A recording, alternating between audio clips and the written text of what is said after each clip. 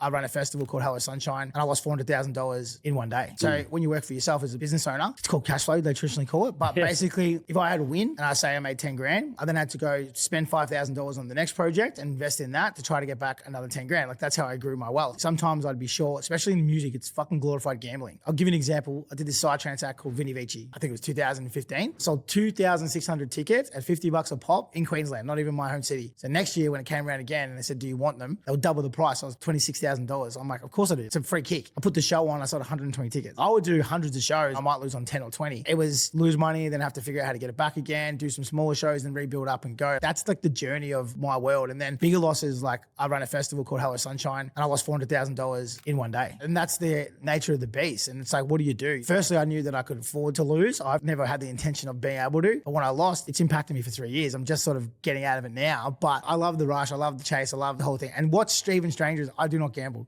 So I'm a non-gambler, but every single day I'm gambling, if that makes sense. You know, sometimes you win, sometimes you lose. Yeah, that's the game you play. But at the same time, I wouldn't change it for the world because some of the biggest loss I had were some of the best events I did. And some of the biggest wins I had were the most shittest events I ever did, you know? So for people like me, I think you can't work in music or the space I did unless you're like stupidly passionate. And I use the word stupidly passionate because my decisions were always made off emotion. Over time, you kind of build that subconscious of what's right, what's wrong, the vibe, the tempo, is this right or is it wrong? Over time, you start to get more of those things right. Those gut feels start to pay off.